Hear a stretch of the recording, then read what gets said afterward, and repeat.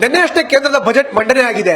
ದೇಶ ಇಬ್ಬಾಗ ಆಗಬೇಕು ಅನ್ನೋ ಕಾಂಗ್ರೆಸ್ ಸಂಸದರ ಹೇಳಿಕೆ ವಿಚಾರಕ್ಕೆ ಸಂಬಂಧಪಟ್ಟಂತೆ ನ್ಯೂಸ್ ಫಸ್ಟ್ ಜೊತೆ ಮಾತನಾಡಲಿಕ್ಕೆ ಡಾಕ್ಟರ್ CN ಅಶ್ವಥ್ ನಾರಾಯಣ ಅವರು ಅವ್ರನ್ನ ಮಾತಾಡಿಸ್ತೀನಿ. ಅಶ್ವಥ್ ನಾರಾಯಣ ಅವರು, ಮೊದಲನೇದಾಗಿ ನಿಮ್ಗೆ ಹುಟ್ಟುಹಬ್ಬ. ನ್ಯೂಸ್ ಫಸ್ಟ್ ತಂಡದ ವತಿಯಿಂದ ನಿಮಗೆ ಹುಟ್ಟುಹಬ್ಬದ ಹಾರ್ದಿಕ ಶುಭಾಶಯಗಳು. ಒಳ್ಳೆಯದಾಗಲಿ. Thank you.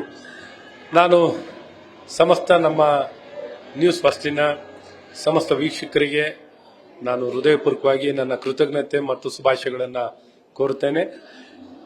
ಏನೊಂದು ಲೋಕಸಭಾ ಸದಸ್ಯರಾಗಿ ಸಂವಿಧಾನದ ಮೇಲೆ ಪ್ರಮಾಣವನ್ನು ತಗೊಂಡು ಸಂವಿಧಾನ ವಿರುದ್ಧವಾಗಿ ಹೇಳಿಕೆಯನ್ನು ಕೊಡುವಂತ ಒಬ್ಬ ಲೋಕಸಭಾ ಸದಸ್ಯರ ಹೇಳಿಕೆಯನ್ನು ಸಂಪೂರ್ಣವಾಗಿ ನಾನು ಖಂಡಿಸ್ತೇನೆ.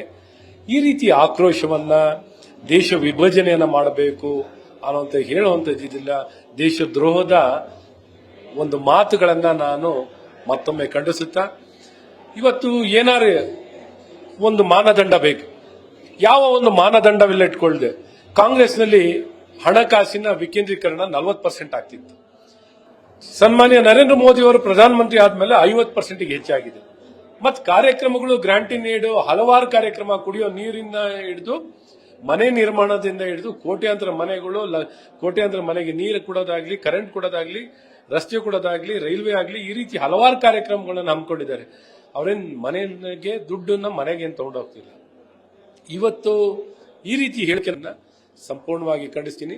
ಕೇವಲ ರಾಜಕೀಯ ಪ್ರೇರಿತವಾಗಿ ಒಕ್ಕೂಟ ವ್ಯವಸ್ಥೆಗೆ ಬಿಕ್ಕಟ್ಟನ್ನು ತರುವಂಥದ್ದು, ಸಂವಿಧಾನ ವಿರುದ್ಧವಾಗಿರುವಂತಹ ಹೇಳಿಕೆಯನ್ನು ಕೊಡುವಂತ ಇವರ ಒಂದು ಮಾತುಗಳನ್ನ ಸಂಪೂರ್ಣವಾಗಿ ಖಂಡಿಸ್ತೇನೆ. ಸರ್, ನನ್ನ ಕಡೆ 2 ಪ್ರಶ್ನೆ. ಈಗ ಸಂಸದರು ಈ ರೀತಿಯಾದಂತಹ ಹೇಳಿಕೆ ಎಲ್ಲೋ ಒಂದ್ ಕಡೆ ಲೋಕಸಭಾ ಕ್ಷೇತ್ರದ ಚುನಾವಣಾ ಹೊಸ್ತಿಲಲ್ಲಿ ನೀಡ್ತಾ ಇದ್ರೆ ಇದು ಬಿಜೆಪಿಗೆ ಪ್ರಬಲವಾದಂತಹ ಅಸ್ತ್ರ ಅಲ್ಲ ಸರ್?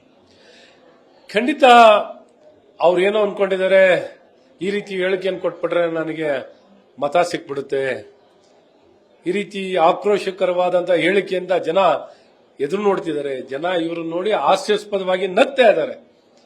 ಇವ್ರ ಮಾತು ಪ್ರಕಾರ ತಗೊಂಡೋದ್ರೆ ಇವತ್ತು ಬೆಂಗಳೂರಿನಲ್ಲಿ 70% ಆದಾಯನ ಉತ್ಪಾದನೆ ಆಗ್ತಿದೆ. 70% ರಾಜ್ಯದಲ್ಲಿರುವಂತಹ 70% ಉತ್ಪಾದನೆ ಆಗಿದೆ. ಹಾಗಿದ್ರೆ ಬೆಂಗಳೂರಿಗೆ ಎಷ್ಟು ಕೊಡ್ತಾ ಇದ್ದೀರಾ? ಹಂಗಿದ್ರೆ ಬೆಂಗಳೂರಿನ ಪಾಲೇನಾಗಿರಬೇಕು, ಬೆಂಗಳೂರಿಗೆ ಏನ್ ಸಿಗ್ತಿದೆ ಅಂತ ನಾವು ನೋಡಬೇಕಾಗುತ್ತೆ. ಹಾಗಾಗಿ ಇವತ್ತು ಇವರು ಕೊಡುವಂತ ಹೇಳಿಕೆ ಯಾವುದು ನ್ಯಾಯಬದ್ಧವಾಗಿಲ್ಲ, ನ್ಯಾಯ ಸಮ್ಮತವಾಗಿಲ್ಲ. ಹಾಗಾಗಿ ಅವರೇ ಅವಲೋಕನವನ್ನ ಮಾಡಿಕೊಡ್ಬೇಕು. ಅವ್ರ ಮುಖ್ಯಮಂತ್ರಿ ಸಿದ್ದರಾಮಯ್ಯನವರು ಅಷ್ಟೇ ಇವರಾಗೆ ಹೇಳಿಕೆ ಕೊಡ್ತಾ ಇರ್ತಾರೆ. ಇವರು ಅವರ ಚಾಳಿ ಅವ್ರಿಗೆ ಬಂದಿದೆ, ಸಿದ್ದರಾಮಯ್ಯನವರ ಚಾಳಿ ಸನ್ಮಾನ್ಯ DK ಸುರೇಶ್ ಅವರಿಗೆ ಬಂದಿದೆ. ಈ ರೀತಿ ಕರ್ನಾಟಕದವರು ಪ್ರಬುದ್ಧ ಮತದಾರರು ಈ ರೀತಿ ಚುನಾವಣೆಯ ಏನು ಒಂದು ಸಂದರ್ಭದಲ್ಲಿ ಇವರ ಹೇಳಿಕೆಯನ್ನು ನೋಡಿದಾಗ ಪ್ರಬಲವಾಗಿ ಹೋಗಿ ಬೆಂಗಳೂರು ಗ್ರಾಮಾಂತರ ಲೋಕಸಭಾ ಕ್ಷೇತ್ರದಲ್ಲಿ ಏನ್ ಕೆಲಸ ಮಾಡಿದೀನಿ ಅಂತ ಹೇಳಬೇಕು.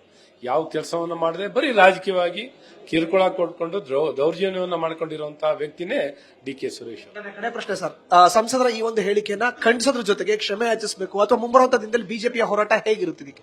ಖಂಡಿತ ಇವ್ರ ಮೇಲೆ ಕಾನೂನು ಕ್ರಮ ಜರುಗುವಂತದ್ದಾಗಬೇಕು. ಇವ್ರನ್ನ ತಕ್ಷಣ ಇವತ್ತೇನು ಸೆಡಿಷನ್ ಕೇಸ್ನ ಇವ್ರ ಮೇಲೆ ದಾಖಲಾಗುವಂತದ್ದಾಗಬೇಕು. ಇವರ ಸದಸ್ಯತ್ವವನ್ನೇ ವಜಾ ಆಗಬೇಕು.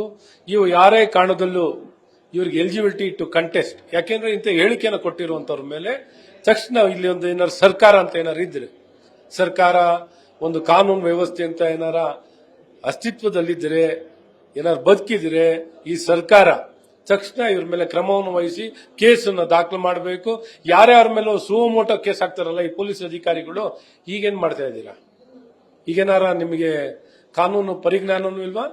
ಕಾನೂನು ಪಾಲನೆ ಮಾಡುವಂತ ಮನಸ್ಥಿತಿನೂ ತಮಗಿಲ್ಲ. ತಕ್ಷಣ ಇವ್ರ ಮೇಲೆ ಕೇಸನ್ನು ದಾಖಲು ಮಾಡಿ ಇಲ್ಲಿ ನ್ಯಾಯ ವ್ಯವಸ್ಥೆಗಳು, ಕಾನೂನು ಸುವ್ಯವಸ್ಥೆ ಇದೆ, ಬದುಕಿದೆ ಅಂತ ರಾಜ್ಯದಲ್ಲಿ ತೋರಿಸಬೇಕು ಅಂತ ನಾನು ಈ ಸರ್ಕಾರವನ್ನ ಕೇಳಕ್ಕೂ ಬಯಸ್ತೇನೆ. Thank you sir, all the best. ಇದು ಒಟ್ಟಾರೆ ಅಶ್ವಥ್ ನಾರಾಯಣ ಅವರ ರಿಯಾಕ್ಷನ್. ಕ್ಯಾಮರಾ ಪರ್ಸನ್ ಮನೋಜ್ ಜೊತೆ Madhusudan, news first Kannada, Bengaluru. News first ನಿರ್ಭೀತಿಯಿಂದ ನಿಮ್ಮ ಪರವಾಗಿ.